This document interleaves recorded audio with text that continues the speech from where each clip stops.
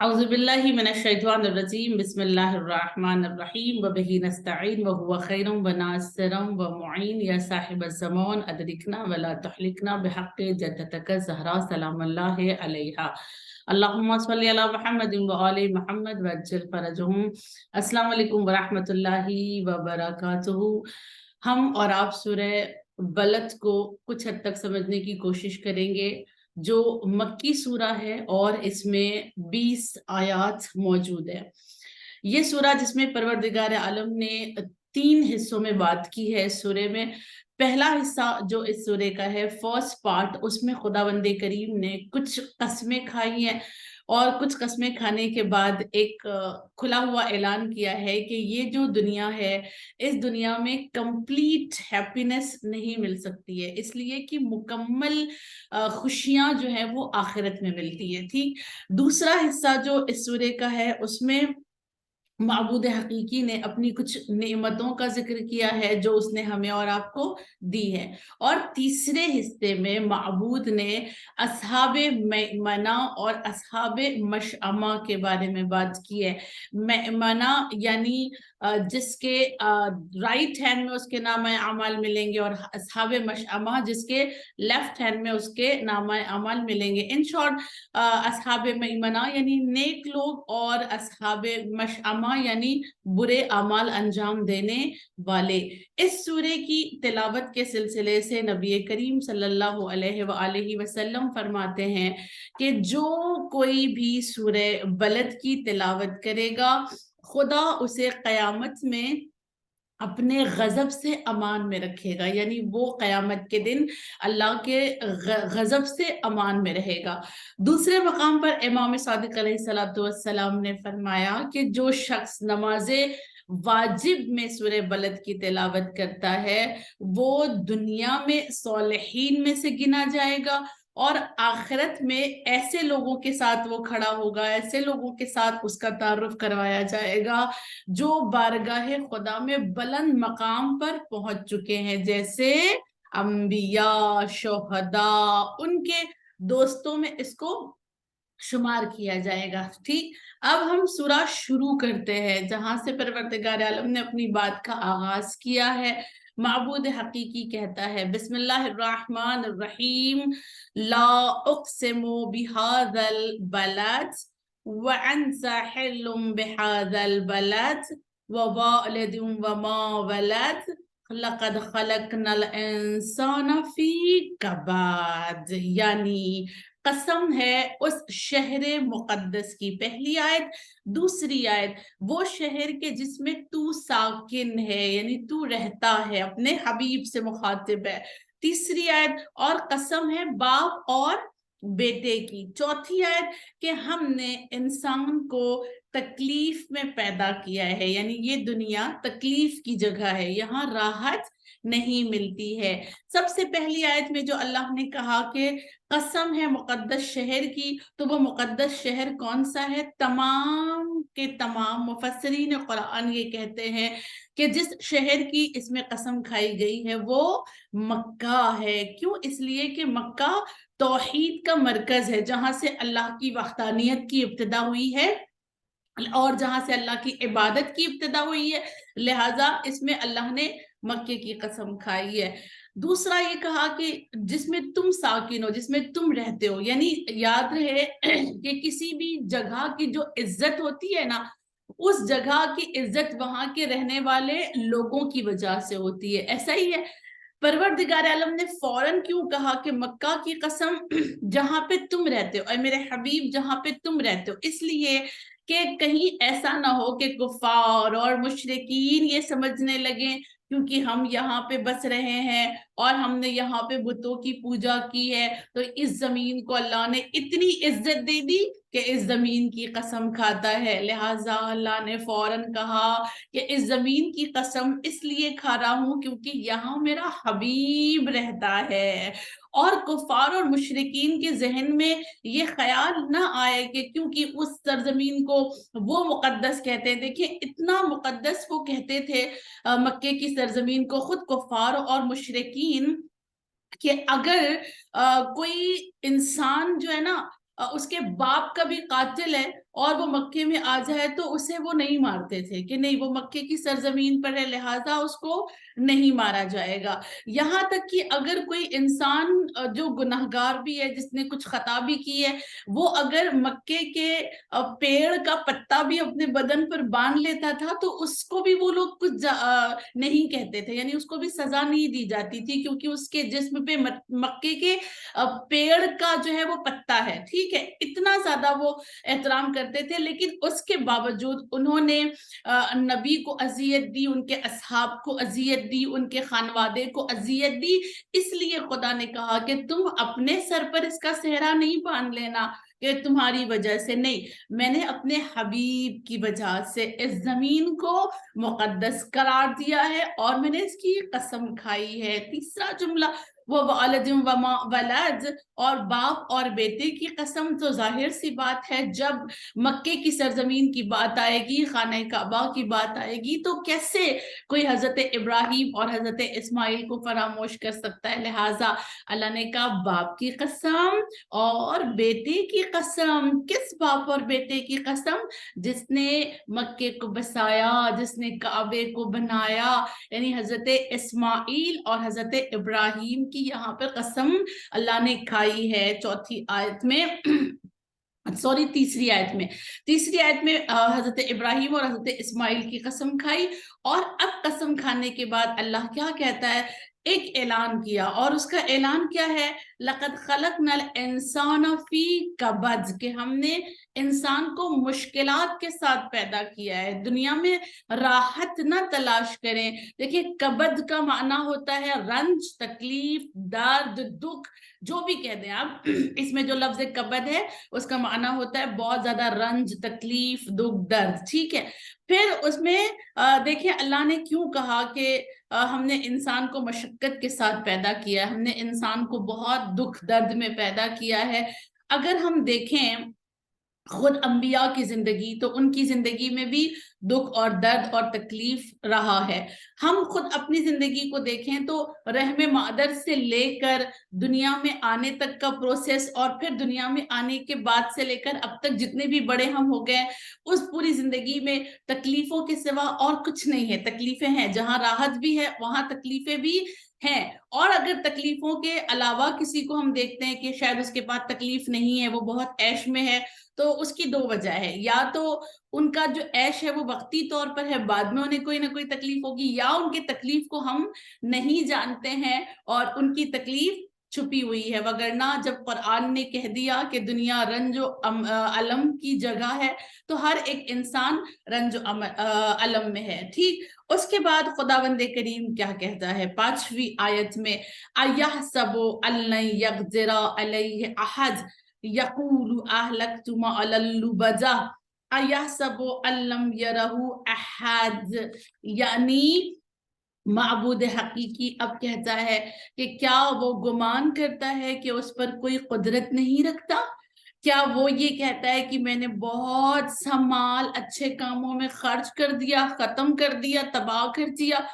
آیت نمبر 7, کیا وہ یہ گمان کرتا ہے کہ اسے کسی نے نہیں دیکھا ہے؟ اللہ یہاں پر یہ کہتا ہے نا جب کہ ہم نے انسان کو تکلیف اور رنج کے ساتھ پیدا کیا, یہ دنیا رنج والی ہے, تو فوراً پروردگار عالم کہتا ہے اپنی 5ویں آیت میں کہ اس تکلیف کو دیکھنے کے بعد بھی کیا انسان یہ گمان کرتا ہے کہ اس پر کسی کا اختیار نہیں ہے؟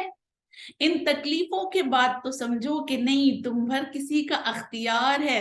کوئی ہے جو تمہاری پوری لائف کو جو ہے نا دیکھ رہا ہے, واچ کر رہا ہے, اور تمہاری لائف پر اس کا پورا اختیار موجود ہے. آیت نمبر 5 میں جو یہ کہا نا کہ کس بات کا تمہیں غرور ہے جبکہ تکلیف ہے اور درد ہے اور رنج ہے, اور پھر بھی تم یہ سمجھتے ہو کہ تم پر کسی کا اختیار نہیں ہے. کچھ لوگ کہتے ہیں کہ یہ آیت ان مالدار لوگوں کے لیے ہے جو اپنے مال پر بہت زیادہ غرور کرتے ہیں. کچھ لوگ کہتے ہیں کہ یہ 5ویں آیت ان لوگوں کے لیے ہے جن کا عقیدہ یہ ہے کہ جو کچھ ہے وہ دنیا میں ہے, آخرت کوئی ایسی چیز نہیں ہوتی ہے, وہاں کوئی حساب و کتاب نہیں ہوگا. پھر اس کے بعد ایک مقام پر ایک روایت یہ کہتی ہے کہ یہ آیت ایک ایسے انسان کے لیے ہے جو بہت زیادہ طاقتور تھا اور قبیلہ جم سے اس کا رشتہ تھا, اس کا نام ابو الاسد تھا. ابو الاسد اتنا زیادہ طاقتور تھا کہ وہ ایک چمڑے کا, اب چٹائی سمجھ لیں, ایک چادر سمجھ لیں, وہ چمڑا بچھا کر اگر وہ بیٹھ جاتا تھا تو اس کے بیٹھ جانے کے بعد 10 آدمی بھی اگر اس چمڑے کو کھینچنا چاہیں نا اس کے نیچے سے تو کھینچ نہیں پاتے تھے. اس چمڑے کے ٹکڑے ٹکڑے ٹکڑے ہو جاتے تھے, لیکن اس انسان کے نیچے سے وہ چمڑا نہیں نکالا جا سکتا تھا. اور اس انسان کو, ابو الاسد کو, اپنے اس طاقت اور پر بہت زیادہ غرور تھا. لہٰذا اللہ نے کہا کہ یہ جو طاقت ہے, یہ جو مال ہے, اس پر غرور نہ کرنا, کہیں نہ کہیں درد اور تکلیف دیکھو گے, کیونکہ تمہارے اوپر ایک اختیار رکھنے والا پروردگار عالم موجود ہے. پھر اللہ نے کہا 6 آیت میں کہ تم لوگ یہ کہتے ہو کہ تم نے بہت سارا مال کیا کر دیا, اللہ کی راہ میں خرچ کر دیا. یقول اہلکت مالا لبدا, ہم نے بہت سارا مال اللہ کی راہ میں خرچ کر دیا. یہ وہی مالدار لوگ ہوتے ہیں جو کچھ ایسے قسم کے ہوتے ہیں نا جو خرچ کرنے کے بعد کہتے نہیں ہم نے بہت خرچ کر دیا, اب اس سے زیادہ ہم سے خرچ نہیں ہوگا.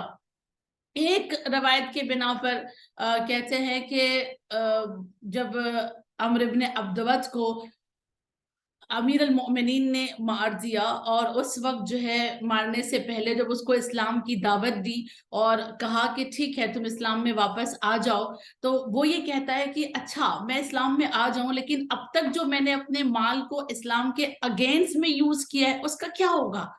ہاں, مطلب کچھ لوگ ایسے ہوتے ہیں جو اسلام کے اگینسٹ خرچ کرتے ہیں اور اس پر بھی بہت زیادہ غرور کرتے ہیں, تو ان لوگوں کے لیے بھی یہ آیت ہے کہ اسلام کے اگینسٹ خرچ کر رہے ہیں اور اس پر کہتے ہیں کہ ہم نے بہت سارا مال خرچ کر دیا, ہم نے بہت سارا مال لٹا دیا. اور ایک روایت میں یہ بھی ہے کہ یہ آیات جو ہے وہ حارث ابن عامر جیسے قریش کے سردار تھے, یہ بھی ایک قریش کا سردار ہے حارث ابن عامر, اور اس کے جیسے بہت سارے سردار تھے جو گناہ کر چکے تھے اور نبی کے پاس آتے ہیں اور آ کر کہتے ہیں کہ یا نبی اللہ, ہم نے گناہ تو کیا ہے لیکن اب ہم اپنے گناہوں سے کیا کرنا چاہتے ہیں, توبہ کرنا چاہتے ہیں. تو نبی نے کہا ٹھیک ہے اگر توبہ کرنا چاہتے ہو تو کفارہ دو. جب نبی نے کہا کہ کفارہ دو تو وہ کہتا ہے کہ اچھا اتنا سارا ہم نے مال لٹا دیا ہے, اتنا کچھ خرچہ کر چکے ہیں ہم, اور اس کے بعد ابھی پھر سے ہمیں دینا پڑے گا, مال ہمیں اور خرچ کرنا پڑے گا. تو ایسے جتنے بھی لوگ ہیں نا ان لوگوں کے لیے یہ آیت ہے جو یہ کہتے ہیں کہ ہم نے تو اسلام کے لیے بہت کچھ خرچہ کر دیا ہے, اور وہ یہ سمجھتے ہیں کہ اب ہمارے اوپر کسی کا اختیار نہیں ہے. پھر آیت نمبر 7 میں اللہ نے کہا کہ تم کیا سمجھتے ہو کہ تم کو کوئی دیکھ رہا نہیں ہے, آیا سب علم یرہ احاطہ, تم نے کیا سمجھا ہے کہ تم کو کوئی دیکھتا نہیں ہے؟ ایسا نہیں ہے, تمہارا رب تمہیں دیکھ رہا ہے, تمہارا پروردگار عالم تمہیں دیکھ رہا ہے, ہر وقت اس کی نگاہ تم پر ہے. اور یہی وجہ ہے کہ ابن عباس کی ایک روایت ہے جو انہوں نے نقل کی ہے نبی کریم سے, تو انہوں نے فرمایا کہ قیامت میں کوئی شخص اپنے قدم سے قدم نہیں اٹھائے گا مگر یہ کہ اس سے 4 چیزوں کا سوال کیا جائے گا. پہلا سوال ہوگا تم نے اپنی عمر کہاں پہ خرچ کی, دوسرا سوال ہوگا تم نے اپنا مال کہاں سے جمع کیا تھا اور کہاں پر اسے خرچ کیا تھا, یہ ایک سوال اس سے کیا جائے گا. تیسرا سوال ہوگا کہ تم نے دنیا میں کون کون سے اعمال انجام دیے ہیں, اور چوتھا سوال ہوگا نبی فرماتے ہیں ابن عباس سے ہم اہل بیت کی محبت کا, مودت کا, کہ تمہارے پاس اہل بیت کی محبت کتنی ہے, کس قدر ہے, اس کا بھی سوال کیا جائے گا. یعنی یہ 7 آیات ہماری مکمل ہوتی ہے یہاں پر, اور 7 آیات مکمل ہوتے ہوتے ہم نے پہلا پارٹ ختم کر دیا اس سورے کا, جہاں پہ اللہ نے کہا پہلے پارٹ میں قسمیں کھائی ہیں اور اللہ نے کہا ہے کہ دنیا میں راحت نہیں ہے. सूर्य का दूसरा पार्ट हमने कहा था कि दूसरे पार्ट में अल्लाह ने अपनी कुछ नेमतों को बताया है, अपनी कुछ नेमतें याद दिलाई हैं। और वो नेमतें क्या हैं? अल्लाह कहता है 8वीं आयत में, अलम नजअल लहू ऐनैन, क्या हमने इंसान के लिए 2 आंखें नहीं दी हैं? क्या हमने उसको 2 आंखें करार नहीं दी उसके लिए? नंबर 9, वलसान व शफतैन, और हमने क्या उसको जबान नहीं दी, और क्या उसको ये 2 होठ हमने नहीं अता किए? और 10वीं आयत में कहता है वहदैनाहुन नजदैन, और हमने क्या उसे 2 रास्ते नहीं दिखाए, भलाई के और बुराई के दोनों रास्तों में उसका अख्तियार है, वो चाहे जिस रास्ते को चुन ले। देखें परवरदिगार आलम ने क्यों 2 आंखों जैसी नेमत का यहाँ पे जिक्र किया। ऐनैन यानी 2 आंखें, हमने उसे 2 आंखें दी है। चाहे दुनिया की अंदरूनी चीज हो, चाहे बैरूनी चीज हो, वो आंखों के बिना देखी नहीं जा सकती। दुनिया के तमाम अजायबात को देखने के लिए, तमाम अल्लाह की नेमतों को देखने के लिए आंखों की जरूरत है। इन आंखों को कभी आप पढ़ें, इन आंखों का रिसर्च करें कि खुदावंदे करीम ने इन आंखों पे कितने सारे पर्दे डाल कर रखे हैं। आंखों के अंदर ना 7 तबके हैं, 7 लेयर्स है आंखों के अंदर, और उन 7 लेयर्स के अंदर से वो रोशनी छन कर आती है जिससे हम देखते हैं। इसकी फकत बनावट और इसकी खुसूसियात को पढ़ेंगे ना तो हमें समझ में आएगा कि अल्लाह ने कितनी बड़ी हमें नेमत दी है। दूसरी नेमत अल्लाह कहता है हमने तुम्हें जबान दी है। अगर ये जबान ना हो तो तुम एक दूसरे से कनेक्शन नहीं रख पाओगे, एक दूसरे से बात नहीं कर पाओगे, अपनी बात किसी तक नहीं पहुंचा पाओगे, किसी कौम को तुम अपनी बात उसके सामने रख नहीं सकते, उसको हिदायत नहीं दे सकते, अपनी बात को दूसरी नस्ल तक नहीं पहुंचा सकते, लिहाजा तुमको हमने जबान दी। फिर अल्लाह ने कहा हमने तुमको ये होठ दिए, शफतैन, हमने तुम्हें ये होठ दिए। होठ क्यों दिए? देखिए होठ बहुत सारे अल्फाज की अदायगी में होठ का काम होता है, बहुत सारी चीजों को चबाने के लिए होठ का काम होता है, पानी पीने के लिए होठ का काम होता है। ये होठ हमारे बहुत ज्यादा अल्लाह की बहुत सारी नेमतों के इस्तेमाल करने में काम आता है, और अल्लाह की एक बहुत अजीम नेमत है। लिहाजा खुदा ने कहा हमने तुम्हें 2 होठ दिए। फिर क्या कहा परवरदिगार आलम ने? हमने तुम्हें 2 रास्ते दिखाए, नजदैन, हमने तुम्हें 2 रास्ते दिखाए, भलाई के और अच्छाई के, दोनों रास्ते तुम्हारे लिए खुले हुए हैं। नज्द कहते हैं ऊंची जगह को, नज्द कहते हैं ऊंची जगह को, कोई ऊंची जगह हो, बुलंद सतह हो तो उसको कहते हैं नज्द। हम देखें आपको खिदमत में नबी करीम की एक हदीस अर्ज करते हैं नजदैन के सिलसिले से। नबी ने फरमाया कि परवरदिगार आलम ने, ए लोगो 2 बुलंद सरजमीन मौजूद है, नजदैन, नजदैन यानी 2 बुलंद सरजमीन, ऊंची जगह। ए लोगो तुम्हारे लिए 2 बुलंद सरजमीन मौजूद है, एक जमीन खैर की है, एक जमीन शर की है। और फिर फरमाते हैं नबी, शर की जमीन तुम्हारे लिए खैर की जमीन से ज्यादा महबूब करार नहीं दी गई है। जो शर की जमीन है उससे ज्यादा तुम्हें महबूब होनी चाहिए खैर की जमीन। नजदैन, शर की जमीन और खैर की जमीन, यानी अच्छाई और बुराई दोनों की जमीन, दोनों रास्ते तुम्हें दिखा दिए गए। एक बहुत खूबसूरत हदीस होठों के सिलसिले से जान लाने का, मैंने तुम्हें होठ अता किए। बहुत खूबसूरत हदीस नबी करीम ने फरमाया, नबी फरमाते हैं, ए औलाद आदम, अगर तुझे तेरी जबान किसी फेले हराम पर उभारे तो मैंने उसे रोकने के लिए तुम्हें होठ अता किए हैं। ये नबी ने हदीस कुदसी कोट की है, अल्लाह ने नबी से कहा, नबी ने हम तक पहुंचाई। कहा ए औलाद आदम, तेरी जबान अगर किसी फेले हराम के लिए खुलना चाहे तो हमने 2 होठ दिए हैं ताकि तुम होठों से अपनी जबान को बंद कर लो। फिर कहा हमने तुम्हें आंखें जो दी हैं, अगर ये कुछ हराम काम पर तुम्हें आमादा करें तो हमने तुम्हें पलकें दी हैं, तुम उन पलकों के जरिए से अपनी आंखों को बंद कर लो اور بند کر کے ان حرام چیزوں کو نہ دیکھو. یعنی خدا نے کتنی خوبصورت چیزیں ہمیں دی اور کتنی لطیف مثال دے کر وہ ہمیں سمجھاتا ہے. سیکنڈ پارٹ ہو گیا جہاں اللہ نے ہمیں نعمتوں کا تذکرہ کر کے دکھایا کہ ہم نے کتنی تمہیں نعمتیں عطا کی ہے. اب اس سورے کا تھرڈ پارٹ اور آخری پارٹ جس میں اللہ نے کن کی بات کی ہے؟ اصحاب میمنہ کی اور اصحاب مشأمہ کی. بہت انٹرسٹنگ بات اللہ نے کی ہے. دیکھیں کیا کہتا ہے خدا آیت نمبر 11 میں کہتا ہے فَلَقْتَحَمَ الْعَقَبَةَ برا وَمَا أَدْرَاكَ مَا الْعَقَبَةُ تیرا فَكُّ رَقَبَةٍ 14 او اطعام فی یوم ذی مسغبہ 15 یتیما ذا مقربہ 16 او مسکینا ذا متربہ. بہت خوبصورت بہت خوبصورت ترجمہ. دیکھیں آیت نمبر 11 لیکن وہ ناشکرا انسان ہے جو اس اہم گھاٹی سے اوپر نہیں گیا. آیت نمبر 12 اور تجھے کیا معلوم وہ گھاٹی کیا ہے. آیت نمبر 13 غلام کو آزاد کرنا ہے. 14 یا بھوک کے دن کھانا کھلانا ہے. 15 رشتہ داروں میں سے کسی یتیم کو. 16 یا خاک پر پڑے ہوئے کسی مسکین کو.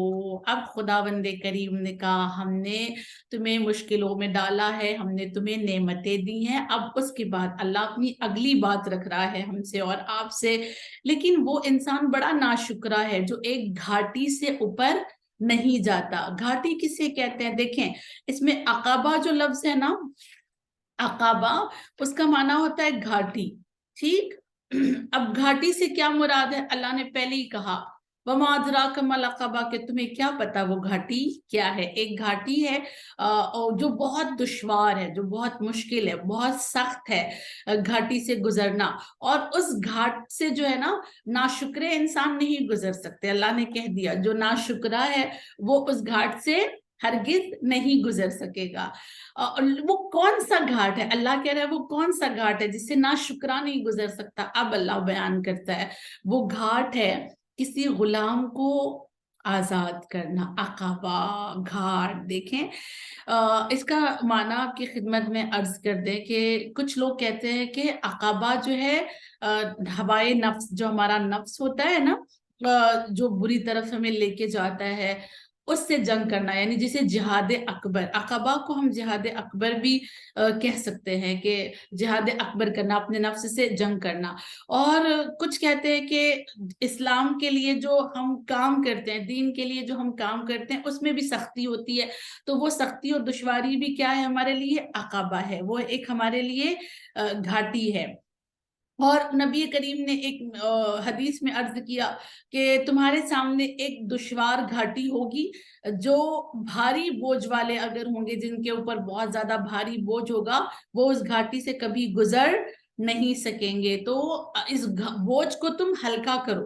اب یہ بوجھ کیسے ہلکا ہوگا؟ وہ گھاٹی کیا ہے؟ سب سے پہلے تو ہم یہ سمجھیں گے کہ وہ گھاٹی کیا ہے جس کو اللہ کہہ رہا ہے کہ تم نہیں گزر پاؤ گے. اور وہ گھاٹی ہے سب سے پہلا غلام کو آزاد کرنا. کسی غلام کو آزاد کرنے کو کہتے ہیں کہ یہ ایک بہت سخت گھاٹی ہے.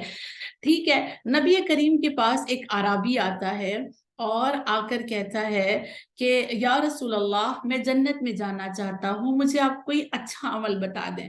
نبی نے کہا ٹھیک ہے, تم بس یہ کام کرنا کہ تم کسی غلام کو آزاد کر دینا اور اس کے گلے میں جو توق ہوگی اسے اتار دینا. وہ کہتا ہے یا نبی اللہ دونوں تو ایک ہی بات ہے, غلام کو آزاد کرنا سیم بات ہے اور توق گلے سے نکالنا بھی سیم بات ہے. نبی نے کہا نہیں, سیم نہیں ہے. میرا کہنے کا مطلب یہ ہے کہ غلام کو پہلا جو جملہ ہے کہ غلام کو آزاد کر دو, دیٹ مین کہ تم غلام کو پوری طرح سے آزاد کر دو, ہمیشہ کے لیے آزاد کر دو.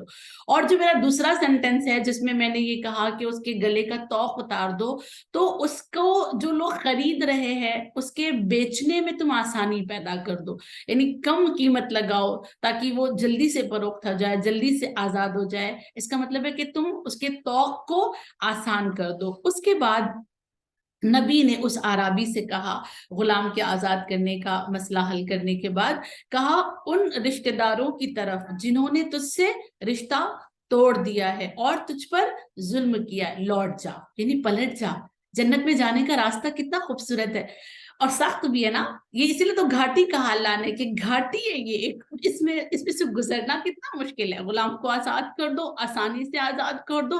फिर नबी फरमाते हैं कि रिश्तेदारों ने जिन्होंने रिश्ता भी तोड़ लिया, जुल्म भी किया है, उनकी तरफ तुम लौट कर चले जाओ, और अगर उनसे रिश्ता जोड़ना, उनसे नेकी करना तुम्हारे लिए मुमकिन ना हो, या गुलाम को आजाद करना तुम्हारे लिए मुमकिन ना हो, तो तुम क्या करो, भूखों को खाना खिलाओ, प्यासों को पानी पिलाओ, अम्र बिल मारूफ करो और नही अनिल मुनकिर करो। कम से कम अपनी जबान से लोगों को नेकी की तरफ बुलाओ और बुराइयों से उनको रोकने की कोशिश करो। ये एक पहला मसला था कि गुलामों को आजाद करना है। नंबर 13 थी। आयत नंबर 14 में अल्लाह ने कहा कि तुम भूखे को खाना खिलाओ, जो भूखा है उसे खाना खिलाओ। और इत्आमुन फी यौमिन ज़ी मसगबा, यानी भूख के दिनों में खाना खिलाओ। जो ये अल्लाह ने कहा ना कि भूख के दिनों में खाना खिलाओ, तो इसका ये माना बनता है कि जब कहत आ जाए, जब सैलाब आ जाए, जब जलजला आ जाए, जैसे रिसेंटली अभी सीरिया में आया है, तो ऐसे हालात में जब भूखे इंसान हो जाए तो उन हालात में तो हतमन खिलाना है। ऐसे आम दिनों में भी जो अगर तुम्हें भूखा मिल जाता है तो तुम जरूर उसे खाना खिलाओ। और जो भूख के दिन आते हैं, कहत आ गया, सैलाब आ गया, जलजला आ गया, तूफान आ गया, लोग परेशान हो गए, अब भूख से परेशान हो रहे हैं, तो उस मौके पर अल्लाह हुक्म दे रहा है कि तुम जरूर उन भूखों को खाना खिलाना। एक हदीस है नबी करीम की, नबी फरमाते हैं जो शख्स किसी भूखे को कहत के दिनों में पेट भरकर खाना खिलाएगा, खुदा उसको कयामत के दिन जन्नत के दरवाजों में से उस दरवाजे से दाखिल करेगा जिससे कोई दूसरा दाखिल नहीं हुआ होगा, सिवाय इसके कि जिसने भूख के दिनों में, कहत के दिनों में भूखे को खाना खिलाया है। कितना बड़ा अजर है। एक स्पेशल डोर होगा ना उसके लिए, एंट्रांस के लिए, कि तुम यहां से एंट्री करो, क्यों, तुमने कहत में भूखों को खाना खिलाया, लिहाजा this door is for you, ये तुम्हारे लिए, तुम इससे दाखिल होगे, तुम्हारे लिए सेपरेट कर दिया गया। इतना बड़ा अल्लाह वहां पे मकाम अता करेगा। मसगबा का माना देखिए होता है भूख के दिनों में, जी यौमिन जी मसगबा, यानी भूख के दिन, यानी कहत के दिन, सैलाब के दिन, ठीक है। उसके बाद अल्लाह ने 15 में क्या कहा, रिश्तेदारों में से किसी यतीम, मकरबा, मकरबा कराबतदार, कराबतदार, बहुत अजीज तुम्हारे, जब तुम भूखों को खाना खिलाने जा रहे हो, यतीमों को खाना खिलाने जा रहे हो, तो पहली नजर तुम्हारी कहाँ होनी चाहिए, अपने खानदान में, अपने अजीज में, और उनको जो है सबसे पहले मरहले पर तुम्हें ख्याल रखना है और उन्हें खिलाना है। फिर उसके बाद का मतरबा, मतरबा यानी और मिस्कीन जी मतरबा, मतरबा कहते हैं खाक नशीन को, जो जमीन पर बैठते हैं, जिनके पास घर नहीं होते हैं और बहुत मुश्किल होती है उनकी जिंदगी, ऐसे लोगों के लिए मतरबा का लफ्ज इस्तेमाल किया जाता है, ठीक है। जो फख्र फाका की जिंदगी, खाक नशीन होते हैं, उनके लिए अल्लाह ने कहा इनको खाना खिलाओ तुम। जो एक हदीस में भी बड़ी खूबसूरत बात कही गई, हदीस है इमाम मूसा इब्न रजा अलैहिस्सलातु वस्सलाम से, कि इनकी रवायत है, बल्कि हदीस में भी आया है इनकी रवायत के बारे में, कि जब भी मौला खाना खाने बैठते थे, उनका आलीशान जब दस्तरखान लग जाता था ना, तो मौला एक बड़ी सी सीनी मंगाते थे, बहुत बड़ा एक ट्रे मंगाते, ट्रे समझ ले, सीनी यानी एक बड़ा ट्रे मंगाते थे। और ट्रे मंगाने के बाद मौला दस्तरखान पे जितना कुछ होता था ना, सब में से उठाते थे, उठाते थे, उठाते थे, और उस सीनी में जमा करते थे सारा कुछ जो है ना। और सीनी में जमा करने के बाद पहले मौला हुक्म देते थे कि इसको पहले हाजतमंदों को जाकर दे आओ। जब वो हाजतमंदों तक पहुंचाते थे, जब वो लोग जाने लगते थे हाजतमंद के पास देने के लिए, तब मौला ये आयात पढ़ा करते थे, फरमाते थे फलक्तहमल अक़बा वमा अदराकमल अक़बा फक्कु रक़बा औ इत्मा, यानी पूरी इला आखिर ये सूर्य की मौला तिलावत किया करते थे। फिर उसके बाद आए आखिर बात, अब थर्ड पार्ट जो हम लोगों का शुरू हो रहा है कि अल्लाह ने इतनी सारी खूबियां बता दी, और अब इतनी सारी खूबियां बताने के बाद कि ये सब कुछ तुम्हें करना होगा, एक घाट है ये बाकायदा तौर पर, और इससे तुम्हें गुजरना है। उसके बाद अल्लाह ने आयत नंबर 17 में एक और बात कही है, और वो क्या अल्लाह कहता है आयत नंबर 17 में? खुदा कहता है तुम काना मिनल्लज़ीना आमनू वतवासौ बिस्सब्र वतवासौ बिलमरहमा। और क्या करना है तुम्हें? फिर उसे ऐसे लोगों में से होना चाहिए जो ईमान ले आए, एक दूसरे को सब्र की और रहम करने की वसीयत करे। यानी एक और क्वालिटी उसके अंदर क्या होनी चाहिए कि वो बा ईमान हो, सेकंड वो सब्र की दावत दे, थर्ड वो रहम करने की वसीयत करे। ये एक क्वालिटी है। और अगर ये क्वालिटी किसी के अंदर है, गुलाम को आजाद करना, भूखों को खाना खिलाना, जो जमीन पर बैठे हैं उनको खाना खिलाना, रिश्तेदारों की भूख का ख्याल रखना, और फिर ईमान के साथ साथ सब्र और रहम करने की अगर वसीयत करता है, तो फिर वो क्या है? ऐलान हुआ आयत नंबर 18 में, ऐलान किया अल्लाह ने, उलाइका अस्हाबुल मैमना, यही वो लोग हैं जो अस्हाबुल यमीन है। यानी क्या? यही वो लोग हैं जिनके नामाए आमाल उनके राइट हैंड में दिए जाएंगे, उनके दाएं हाथ में दिए जाएंगे। कितनी खूबसूरत बातें हैं ना, और कितना आसान रास्ता है ये। जाहिरन ये बहुत मुश्किल लग रहा है, लेकिन आसान है। कितनी आसानी से हम और आप अपने नामाए अमाल को दाएं हाथ में ले सकते हैं। और उसके बाद खुदावंदे करीम ने एक और ऐलान किया। वो ऐलान क्या है माबूद हकीकी का? आयत नंबर 19, वल्लज़ीन कफरू बिआयातिना हम अस्हाबुल मशअमा, और जिन लोगों ने हमारी आयात का इनकार किया वो शोम और बदबख्त लोग हैं, और उनका नाम अमाल उनके लेफ्ट हैंड में दिया जाएगा। और यानी जिन लोगों ने आयात का इनकार किया, यानी इन बातों का, जो बातें मैं इस सूरे में कर रहा हूं, और जो अल्लाह की राह में खर्च करने के बाद जताते हैं, और जो खर्च नहीं करते, जो भूखों को खाना नहीं खिलाते, जो सब्र की तलकीन नहीं करते, जो रहम करना नहीं सिखाते, वो सब क्या है? हमारी आयात का इनकार करने वाले। और ये चूंकि हमारी आयात का इनकार करने वाले हैं, लिहाजा इनके नामे आमाल लेफ्ट हैंड में दिए जाएंगे। ये कौन है? अस्हाबुल मशअमा है, अस्हाबुल मैमना, अस्हाबुल मशअमा। आयत नंबर 20 और लास्ट आयत में खुदावंदे करीम कहता है, माबूद ने एक ऐलान किया, अलैहिम नारुम मुसदा, उनको आग ने हर तरफ से घेर कर रखा है। ये जो अस्हाबुल मशअमा होंगे, इनको क्या किया है? आग ने चारों तरफ से घेर कर रखा है। मुसदा, देखें मुसदा कहते हैं दरवाजे को मजबूती से बंद कर देना, ऐसे बंद कर देना कि फिर वो दरवाजा ना खुले, बिल्कुल कंप्लीटली एक दरवाजा बंद हो जाए, उसे मुसदा कहते हैं। और उसके अंदर इंसान उस कमरे में जिसकी फिजा गर्म हो ये चाहता है कि उसके दरवाजे खुले। सही बात है, जब एक इंसान बंद कमरे में हो और उसे चारों तरफ से गर्मी लग रही हो और बहुत गर्म हो रहा हो, तो उस वक्त ये चाहता है ना खिड़की खोल दी जाए, दरवाजा खोल दी जाए। लेकिन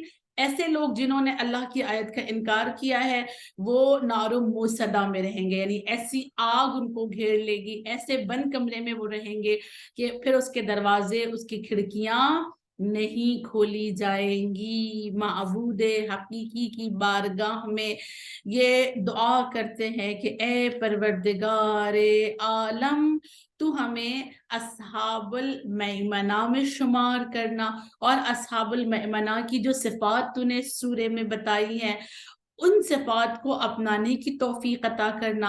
ए खुदावंदे करीम, तू हमें अस्हाबुल मशअमा में शुमार न करना। माबूद हकीकी, तू हमें अस्हाबुल मैमना के साथ महशूर करना। और तेरी बारगाह में दुआ करते हैं खुदाया, ज़ुहूर इमाम ज़मान में ताजील फरमा। ये मुकम्मल सूरा हमारा आज ख़त्म होता है। अल्हम्दुलिल्लाह अल्हम्दुलिल्लाह। माबूद से दुआ करती हूँ कि खुदावंद करीम हमें इस सूरे को समझकर इस पर अमल करने की तौफीक इनायत करे और ज़ूर इमाम ज़मान में ताजील फरमा।